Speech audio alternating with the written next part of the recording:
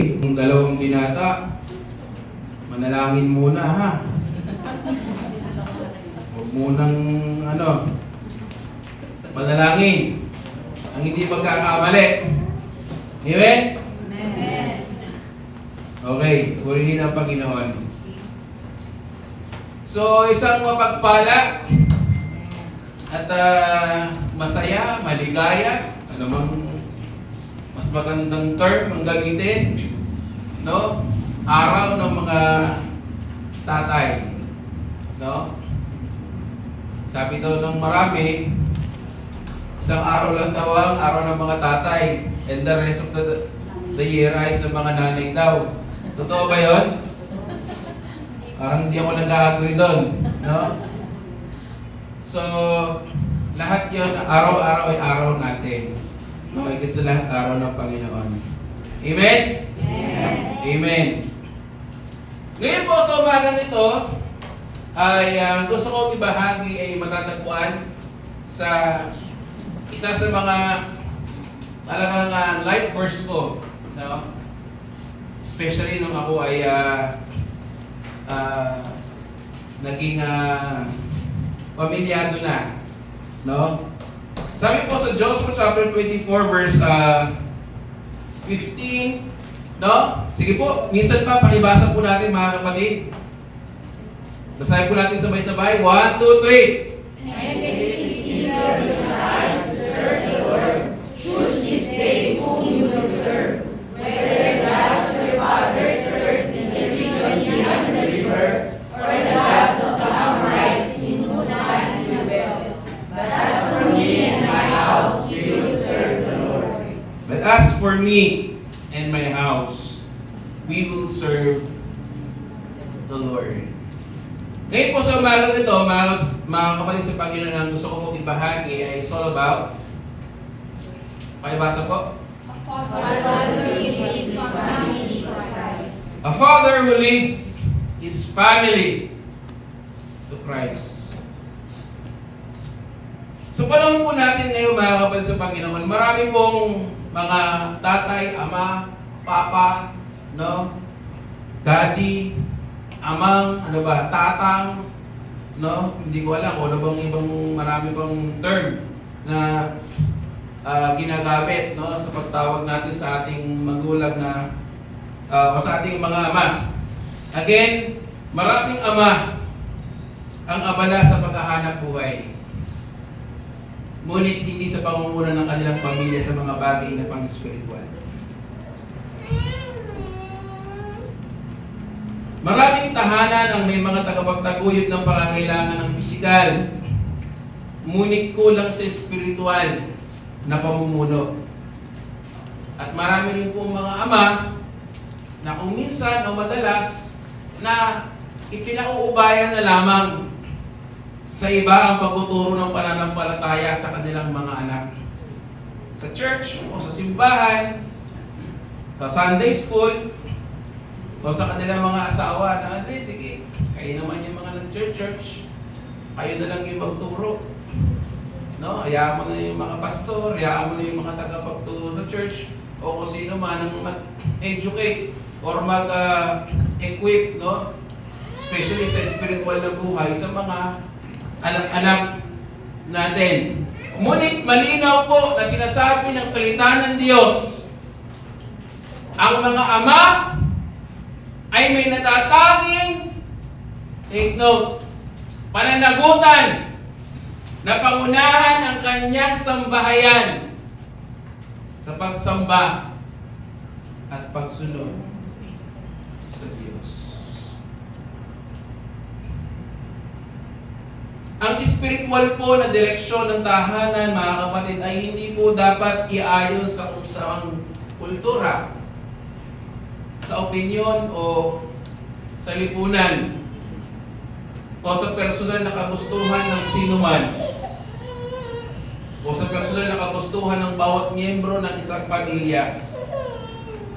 Dapat nating tandaan na dapat nating itong iayon ang ating pamilya sa sinasabi ng salita ng Diyos. Kaya dito po sa Joshua chapter 24 verse 15, malinaw po natin na makikita mga kapatid ang matatag na paninindigan ni Josue o ni Joshua bilang pinuno ng kanyang sambahayan o ng kanyang pamilya na sa gitna ng isang bansang nahaharap sa pagpili ng kung sino ang kanilang paglilingkuran. That moment, malinaw ang kanyang deklarasyon. Ano yung declaration dyan ni Joshua? Diba sabi niyo dyan sa last phrase, diba? As what?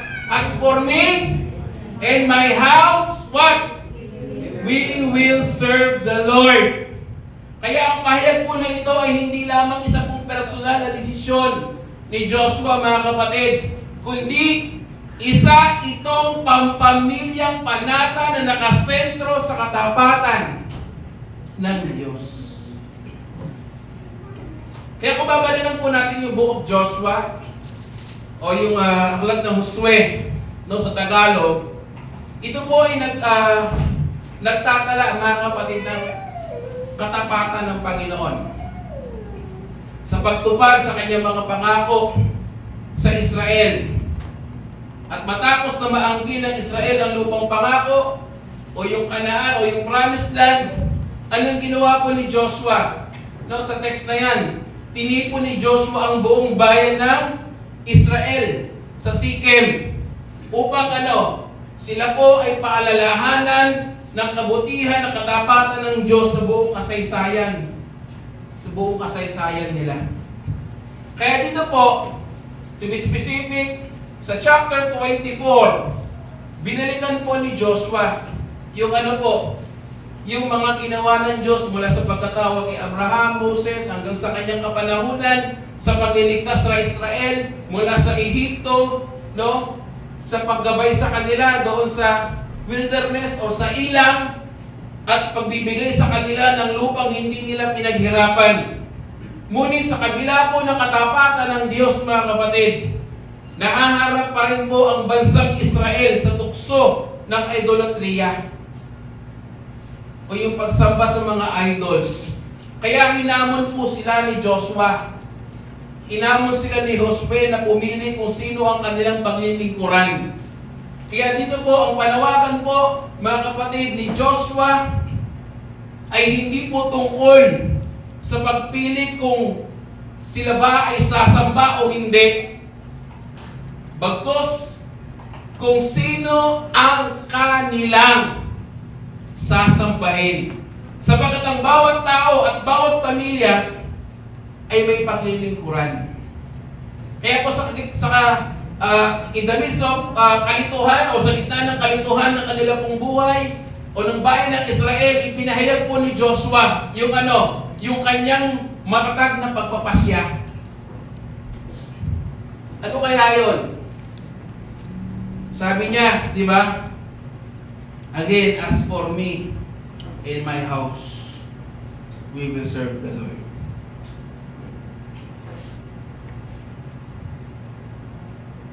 Kayo po kaya, sa inyo po pamilya, firm ba yung decision ninyo? Na as for me and my house, we will serve the Lord. Mga tatay,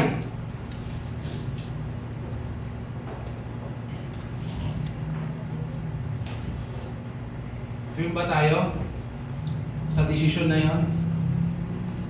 Hindi lang ikaw, kundi ang iyong sambahayan ay magsasamba at magpupuri sa Diyos. Ano po yung issue? What's the problem? Ano ba yung core problem here? Sa next slide po atihan. The core problem is this. Kaya pag-initiate po natin yan. The greatest problem of humanity is not the lack of religion or religion, but the worship of their own small g, small god, the wrong god. Dahil sa kasalanan po mga kapatid, natural sa tao na palitan ng Diyos ng mga idolo. Tulad po ng or maaaring ito ay pera, tagumpay, kasiyahan, trabaho, reputasyon, o kung ano pa man yan, o sarili mga kagustuhan. At kapag ang ama ay hindi nanguna sa pagsamba sa tunay na Diyos, malamang sa malamang ang pamilya ay madaling maimpluwensyahan ng mga idolo ng mundo.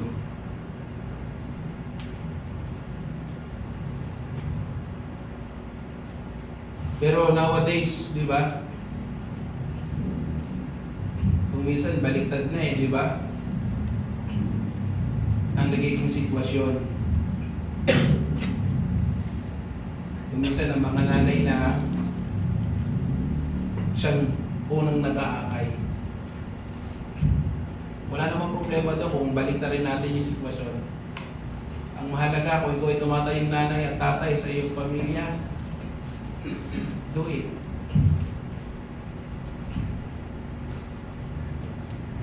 Now, ano po yung central proposition here, mga kapatid? So next slide po, atihan.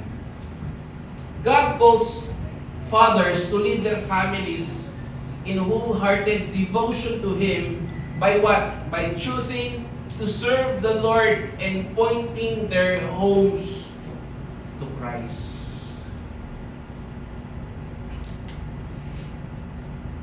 Kaya sa amin po ng mga tatay na naririto, na ito-drive pa ba natin sa tulong at biyaya ng Diyos ang ating pamilya patungo sa ating Panginoong Kristo?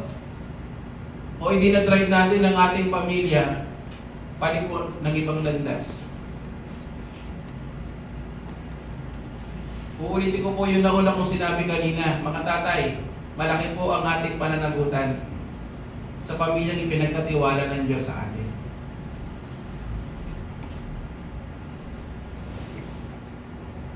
Now, ano po yung mga mensahe na nais iwan ng Diyos sa umagang ito?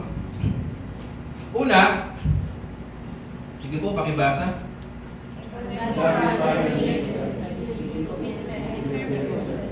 A godly father makes a decisive commitment to serve the Lord. Tandaan din po natin mga kapatid sa Panginoon sa rin po atihan. Ang espiritual na pamumuno ng isang ama o ng ama ay nagsisimula saan? Sa kanyang personal na pagkapasya na ang Diyos lamang ang kanyang paglilingkuran. Pansinin niyo po yung sinabi ni Joshua. Balik tayo sa text. No? Punta po kayo sa inyong mga Bible. Pansinin niyo po yung sinabi ni Joshua. Di ba sinabi niya ni Joshua sa King James Translation, choose you this day whom ye will serve. No? Dito po, malinaw na makikita po natin na ipinapaalala po nito na ang paglilingkod sa Diyos ay nangangailangan ng malinaw at sinasadyang desisyon. Firm na desisyon. Hindi maaaring, tandaan po natin, hindi maaaring pagsabayin ang paglilingkod sa Diyos at sa mga Diyos-Diyosan ng mundo. Kaya tandaan po natin sa next slide po atihan, ang tunay na pagsamba ay nangangailangan, mga kapatid, ng eksklusibong katapatan sa ating Panginoon. Kung babalikan po natin yung ating text, nauunawaan po ni Joshua na ang bawat tao ay may pinaglilingkuran. Ang tanong ay, hindi kung may pinaglilingkuran ba tayo. This is the real question. Kundi kung sino ang ating paglilingkuran. Mga kapatid, especially mga tatay na nandito, bilang pinuno ng sambahayan, hindi maaari maging neutral ang ama. Hindi po tayo pwedeng maging neutral. No? Lalo higit sa usaping espiritual, mga kapatid. Tandaan po natin ito. Ang kawalan ng desisyon ay isa ring desisyon. Kaya malinaw yung sinabi ni Joshua, choose whom you will serve. Pero sabi niya, but as for me and my house, we will serve the Lord. Kaya mga kapatid, ngayon pa lamang dapat malinaw na yung desisyon ng ating pamilya. Especially mga head of the family here. Dapat malinaw yung direksyon, malinaw yung desisyon at direksyon na tatahakin natin. Bakit? Dala natin ang ating sambahayan.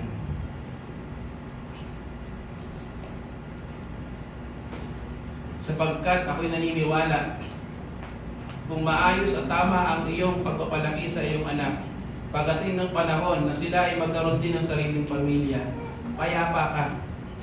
Bakit?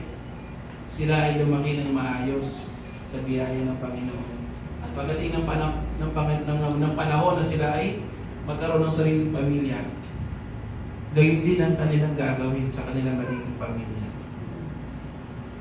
Anong gusto po natin iwan na legacy sa ating pamilya? Yung buhay na walang Panginoon o yung buhay na mayroong Panginoon? Kaya lang po kasimple yung buhay. It's a matter of making a right decision. Pero sabi ni Joshua, sa kanyang buong sambayan ay magdilingkod at sasamba sa Panginoon. Kaya mga kapatid, tandaan po natin, bago mapangunahan ng Ama ang kanyang pamilya, kailangan muna niyang magkaroon ng personal, no? O personal siyang sumuko sa ating Panginoong Kristo bilang, again, Panginoon at tagapagligtas sa kanyang pong buhay. Tandaan natin, sa next slide na rin po atihan, ang spiritual na impluwensya ng Ama ay nagsisimula sa kanyang, sariling relasyon sa Diyos.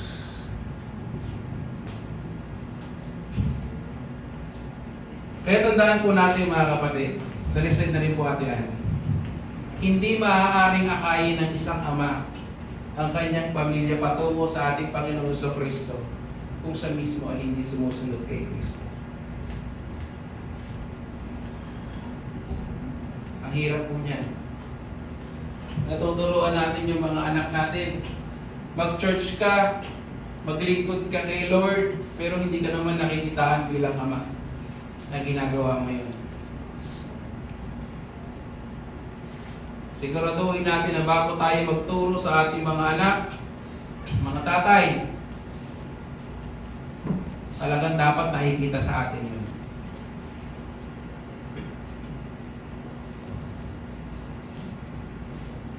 Baka sabihin ng mga kapatid ko, mga katatayan dito, Pastor, bugbog naman ang tama mo sa inyo.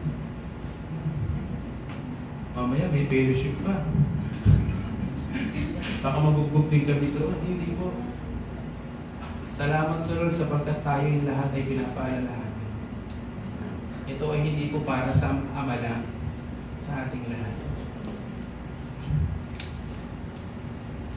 Isipin na lang po natin ang isang kapitan ng isang barko na hindi alam ang kanyang patutunguhan o ang kanyang destinasyon.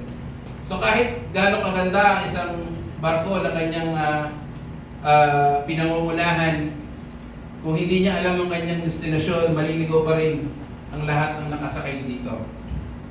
Ganon din po sa isang tahanan, mga kapatid sa Panginoon.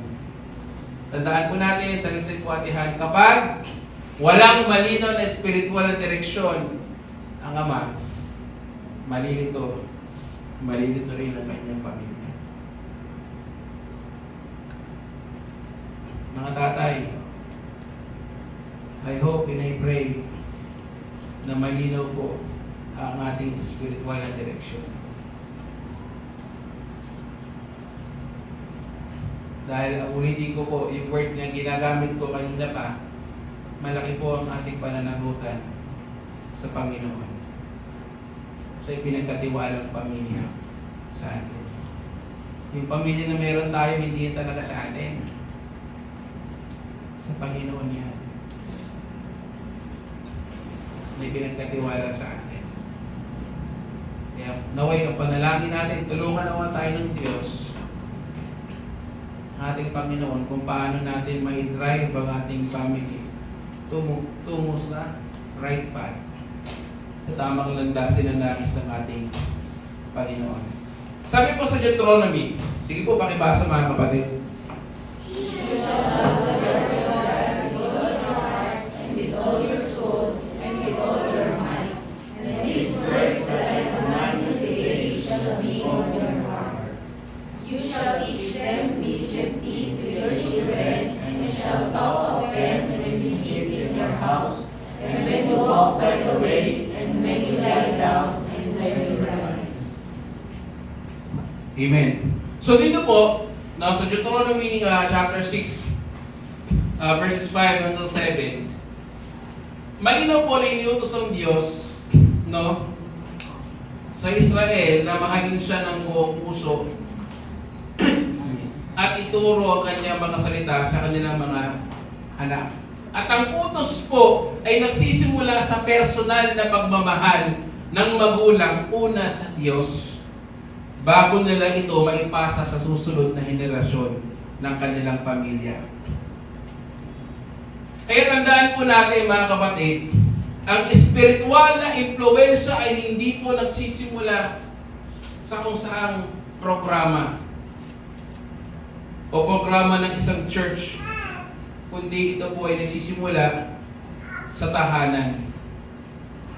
Ang ama na umiibig sa Diyos ay magiging instrumento mga kapatid upang makilala rin siya o makilala ang kanyang pamilya sa Panginoon. Nauna po yung reflection natin dito mga kapatid sa Panginoon. Sa next slide po atihan.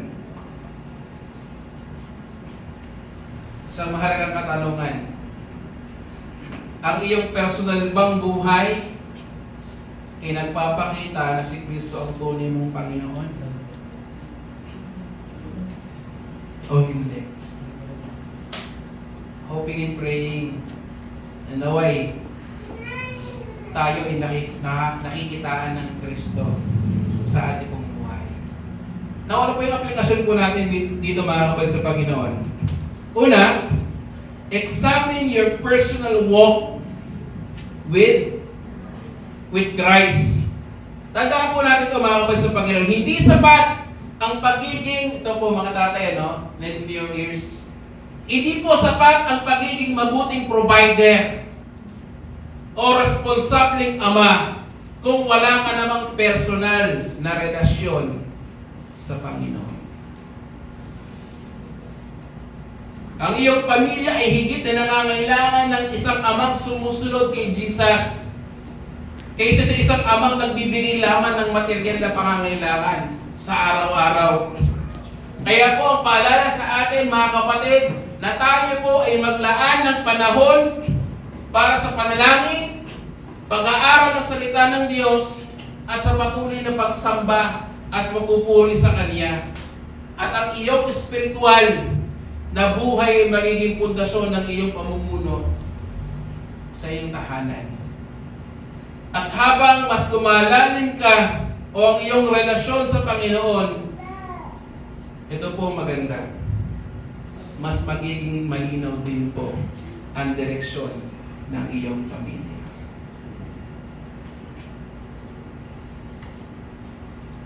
Ang spiritual na pamumuno mga kapatid ay nagsisimula sa personal na kabanalan.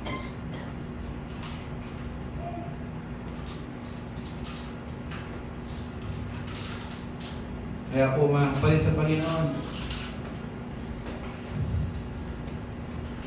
salamat sa Lord kung maganda yung status ng iyong buhay ngayon, especially financially. Pero mas salamat sa Panginoon kung maayos din, higit sa lahat, ang iyong relasyon una sa Panginoon at ng iyong buong sambahayan.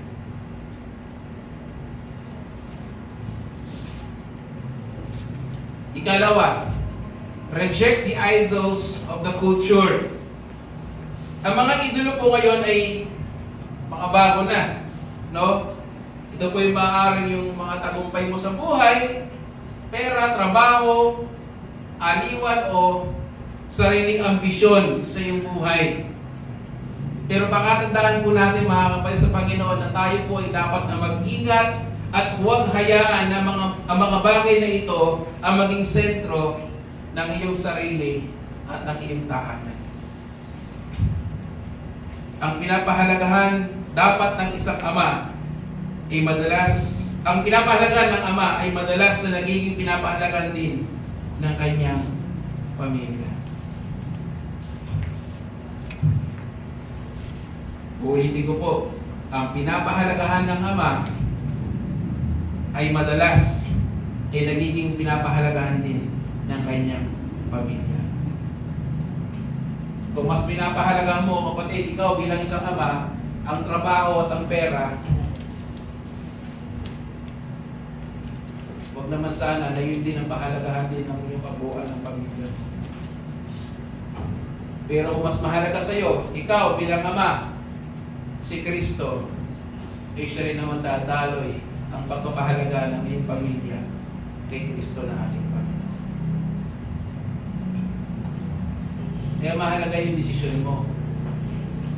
Saan mo ba gusto dalihin ng pamilya mo? Sa pansamantalang kaginhawaan na kayang ibigay ng mundo? O sa mga bagay na pang walang hanggan na kayang ibigay ng ating Panginoon?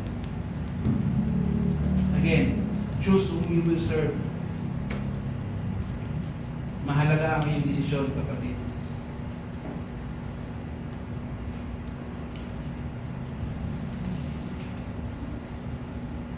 Suriin natin kung ano ang tunay na inuuna ng ating buong sambahayan.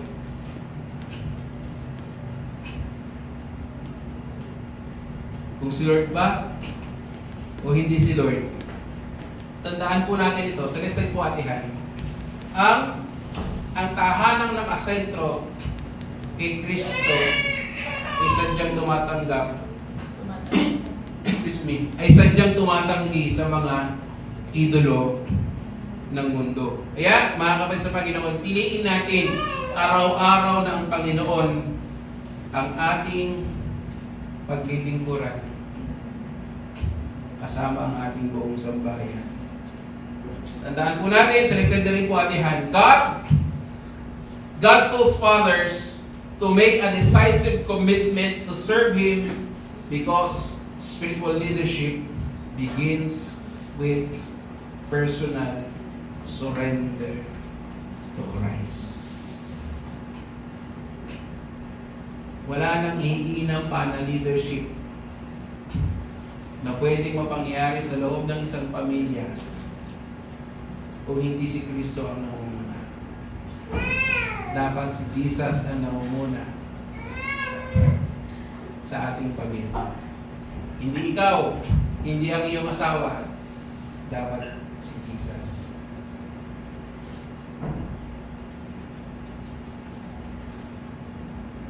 Ngunit ang spiritual na pamumuno ay hindi po nagtatapos sa personal desisyon ng isang ama.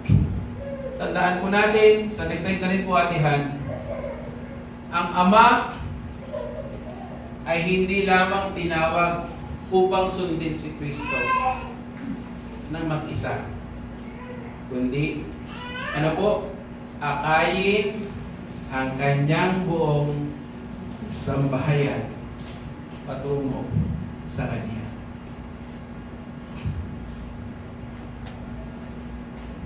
Kaya dito po tayo papasok sa ikalawang mensahe ng Panginoon sa umaga ito.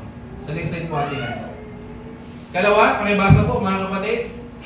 The Father leads His family to serve the Lord. A godly father leads his family to serve the Lord. Tandaan po natin mga kapatid sa Panginoon, sa next slide na rin po atihan, ang tunay na spiritual na pumumuno mga kapatid ay makikita sa sinasadyang paggabay ng Ama sa kanyang pamilya upang makilala, mahalin, at sundin ang ating Panginoon. Kung papansinin niyo po, balik po tayo sa verse natin, sa ating teksto. Sabi po ni Joshua o ni Josue, di ba, sa mas kilalang verse, but as for me and my house, we will serve the Lord. Kung papansinin niyo po, hindi lamang po sinabi ni Joshua na I will serve the Lord. Bagkus isinama niya ang kanyang buong ang kanyang buong pamilya o sambahayan. Ang sabi niya, but as for me and my house, we will serve the Lord. Hindi nito ibig sabihin na maliligtas ng pamilya ng ama ang kanyang pamilya. O hindi nito ibig sabihin na maliligtas ng pananampalataya ng ama ang kanyang pamilya. Tandaan natin na ang kaligtasan ay personal na tugon ng bawat isa sa ating Panginoong Jesucristo. Ngunit, ipinapakita nito sa next slide po atihan, na ang ama ay may pananagutang lumikha ng isang tahanang nakasentro sa pagsamba at pagsunod sa Diyos. Tandaan po natin mga kapal sa Panginoon, ang spiritual na pamumuno ay hindi po authoritarian, kundi mapagmahal, mapaglingkod, at isang huwarang ama. Pinamumunuan po ng ama ang kanyang pamilya sa pamamagitan ng pagtuturo, unang-una, nito. Mga tatay, pinamumunahan po ba natin? O yung mga anak natin ang namumuna, tututuro nito sa atin? Kung hindi pa, kailan mo sisimulan?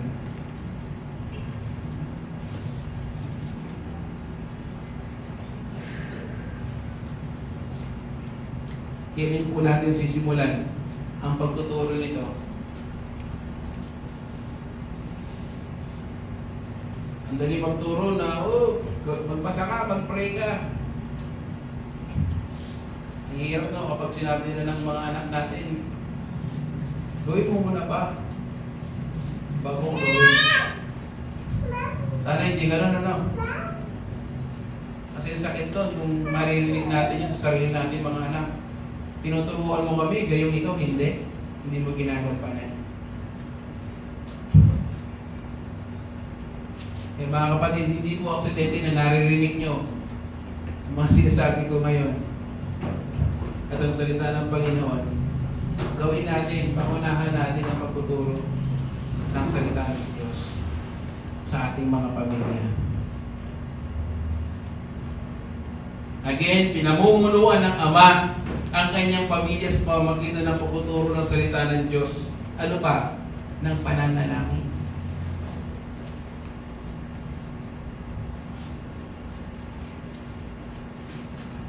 Baka nagtuturo tayo sa mga anak natin na manalangin ka, nak. Pero tayo pala hindi na nanalangin. So huwag tayo maglukuhan. Huwag natin lukuhin yung sarili nating pamilya kung di mo rin naman pala ginagampanan yung bagay na sinasabi mo. Ano pa? At pamumuhay ng isang buhay na karapat-dapat na tularan. Alam niyo po mga kapatid, yung mga anak po natin, saan po unang tumitingin? Sa community? Hindi. Sa loob ng pamilya. Especially sa mga magulang. Tayo ang unang-unang idolo ng mga yan.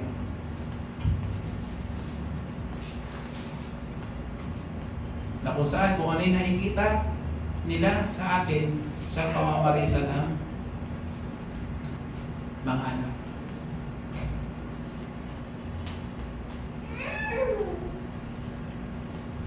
Eh, yung sinasabi ko po sa atin dito lagi, tayo po ng mga magulang na nandito, kayo po ang pastor sa inyong pamilya.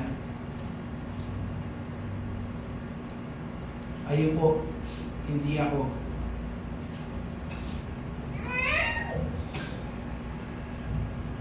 Paano nyo papastorin ang inyong pamilya kung tayo po ay hindi rin maayos at di karapat-dapat ang buhay?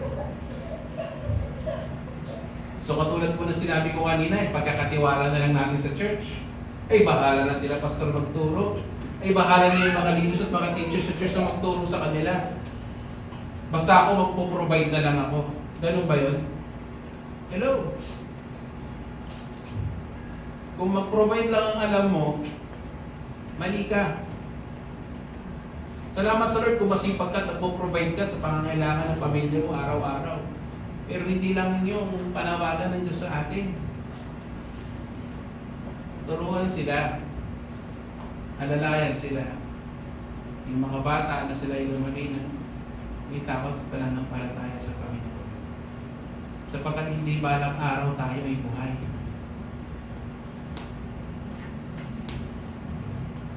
Hindi ba't mas masarap na payapa ka? Payapa tayo ililisan sa mundo ito. Pagdating ng panahon na alam natin na they are safe.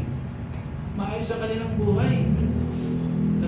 Nabalaki natin sila sa tulong at biyaya ng Diyos ng maayos. Pagdating ng panahon, again, kung sinabi ko kanina, gayon din ang gagawin nila sa kanilang magiging pamilya. Pagdating ng panahon. At kung ano din yung naituro niya sa kanyang pamilya, pagdating ng kanyang magiging pamilya ng kanyang mga anak, gayon din ang gagawin na nakita niyo? Kaya mga kapatid, tulungan nawa tayo ng Panginoon na ayusin una ang ating mga sarili at ang ating pamilya sa tulong at biyaya ng ating Panginoon Jesucristo. Tandaan po natin mga kapatid, sa next slide na rin po atihan, ang layunin ng Ama ay hindi po kontrolin ang puso ng kanyang pamilya. Kundi ituro sila sa tanging makapagbabago ng kanilang puso. Sino yun? Si Jesus na ating Panginoon. Huwag mong kontrolin. No? Kasi yung sinasabi mo kanina, baka mamaya masyado tayong authoritarian. Ang trabaho po natin ay ituro sila sa tunay na makapagbabago. Hindi lang ng kanilang puso, higit sa lahat ng puso din natin. At yun, ang makapagkagawa lang namin nun ay ang ating Panginoong Jesus. Tandaan din po natin sa next po atihan, ang pinakamahalagang pamana ng isang ama ay hindi ang kayamanan, kundi isang tahanang nakasentro sa ating Panginoong Jesucristo.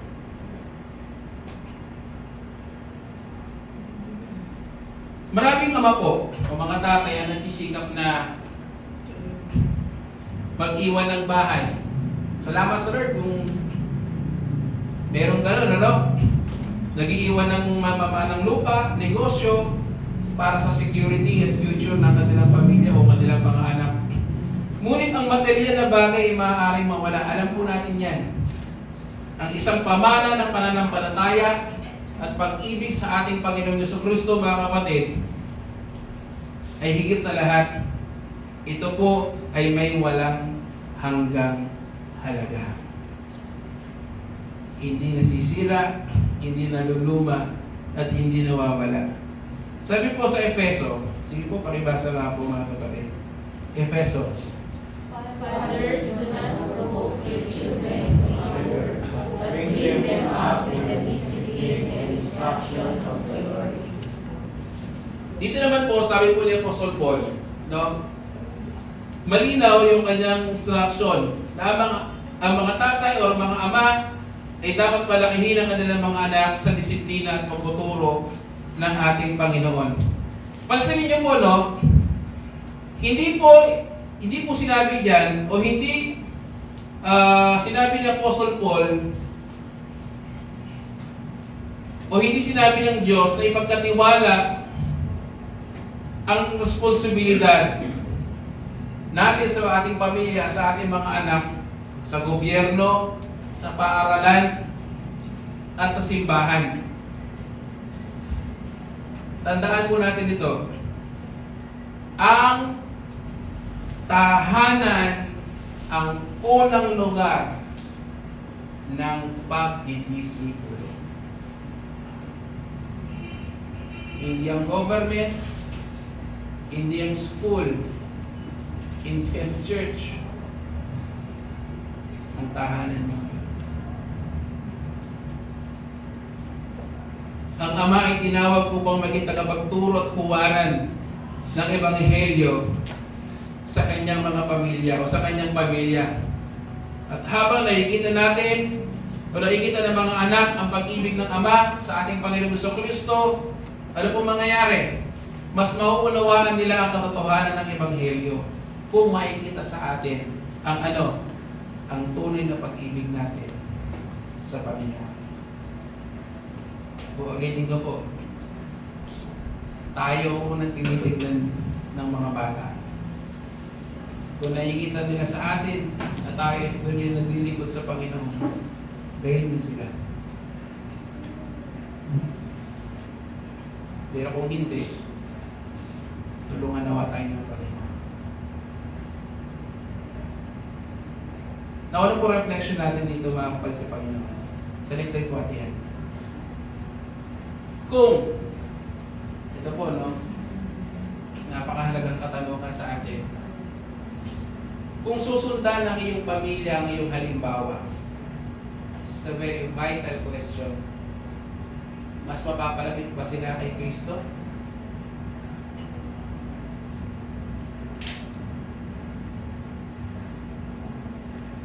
O hindi sila makapag-decide? Kasi hindi malinaw sa atin yung ating pag-ibig at pananampalataya.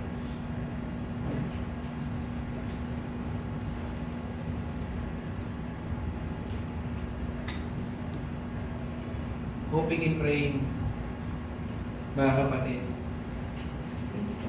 na tunay tayong pagharian ng ating Panginoon.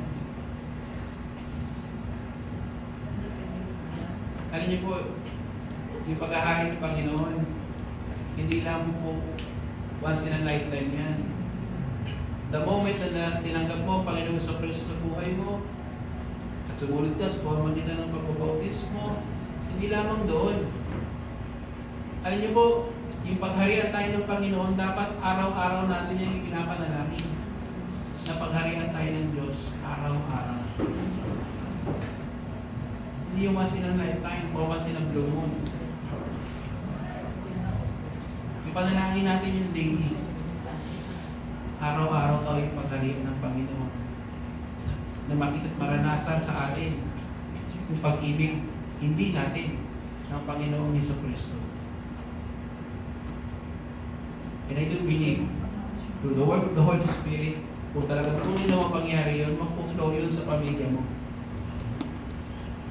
Magpo-flow yun.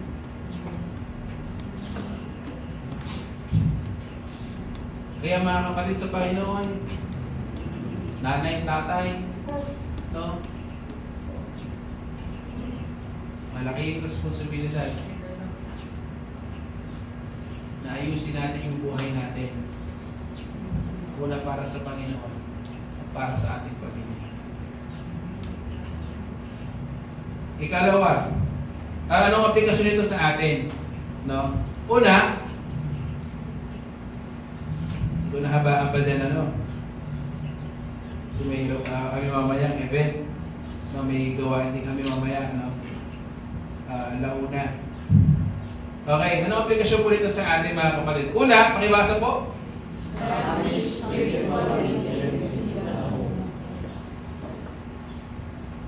Isa pong kahalagaan na dapat po natin tandaan, mga kapatid, na tayo po ay dapat maglaan ng regular na panahon para saan? So, sinabi ko na kanina, pananalangin, pagbabasa ng salita ng Diyos, pagsasamba, sa Panginoon, higit sa lahat bilang isang pamilya. Hindi kailangan mahaba o komplikado ang tinatawag na family devotion. Sino po meron nun dito? Salamat kung meron. Kung wala pa, tulungan naman tayo ng Panginoon na may sa katuparan yun sa ating pong pamilya. Ang mahalaga po, mga kapatid, ay ang katapatan at pagiging regular nito. sa ating pamilya. Hindi naman kinakailangan mahaba yung fellowship ninyo sa circle ng family ninyo. Ang mahalaga, ino-observe natin yon, pinapractice natin, ginagawa natin yon for the glory of the Lord at para sa kabubuti ng ating pamilya. Gamitin ang bawat pagkakataon upang ituro ang Ebanghelyo unang-una sa ating mga anak. Ipakita sa kanila ang salita ng Diyos ay may kaugnayan sa pang-araw-araw na buhay at pananampalataya natin. Tandaan po natin ito mga kapatid. Sa next time po atihan, ang tahanang puno ng salita ng Diyos, itahanang lumalago kay Kristo nating Panginoon.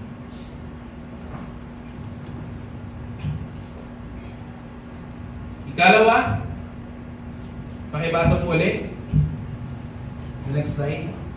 Pakibasa po. Lead by example, not by words alone. Ayun po mga kapatid sa Panginoon na mas natututo po ang ating mga anak sa nakikita nila kaysa sa naririnig nila. Kung nais mong maging mapalanganin ang iyong mga anak,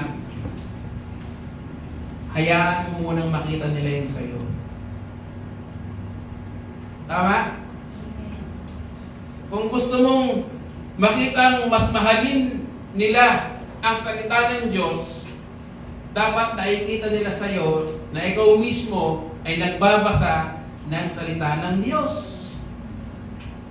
Kung gusto mo silang makitang aktibo sa pagpunta sa church o sa gawain ng Panginoon, dapat unang-unang makikita yun sa kanino?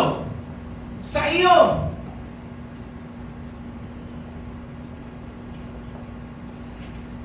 O part na sasabihin mo, sige na, church ka, hindi mo na ako mag-church. Kasi may gagawin ako. O paano natin matuturuan ng tama yung ating mga anak kung gano'n ang gagawin natin?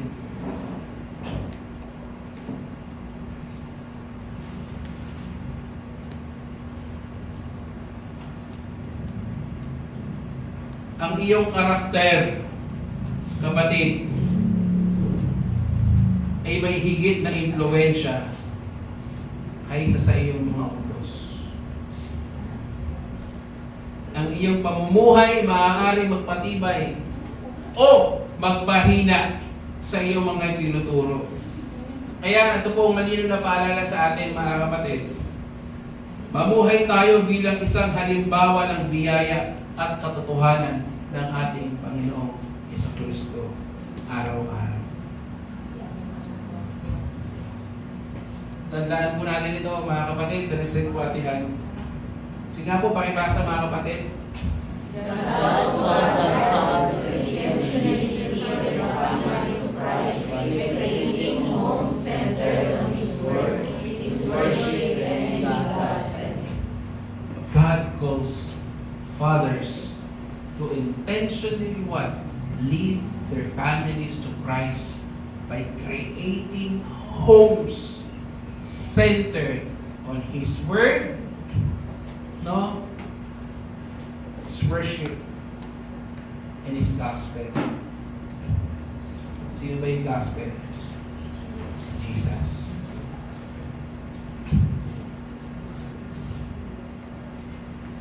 Kaya po mga kapatid sa Panginoon, tulad po na makikita po natin sa Joshua 24 verse 15 na ano po, sa next slide na rin po atihan, na ang spiritual na direksyon ng tahanan ay nagsisimula saan? Sa matatag na paninindigan ng Ama na ang Panginoon lamang ang paglilingkuran. Kaya tandaan natin na ang tahanang nakasentro sa ating Panginoong Jesucristo ay hindi po nabubuo ng pusa. Ito po ay bunga ng sinasadyang pamumuno at patuloy na pagtuturo, araw-araw na pagtitiwala sa biyaya ng ating Panginoon. Kaya po, sa ating pagkatapos, dito po sa Joshua chapter 24 verse 15, ito po isang malinaw na panawagan na sa bawat ama na tanggapin ang kanyang responsibilidad bilang isang espiritual na pinuno sa tahanan. Hindi po sapat na tayo po ay magbigay lamang ng pisikal na pangangailangan o mag-provide sa ating pong mga pamilya.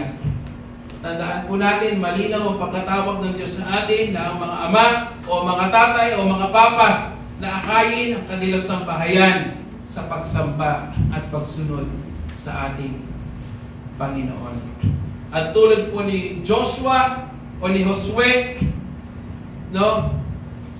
Kailangan ng mga ama ngayon na magkaroon ng matatag na paninindigan.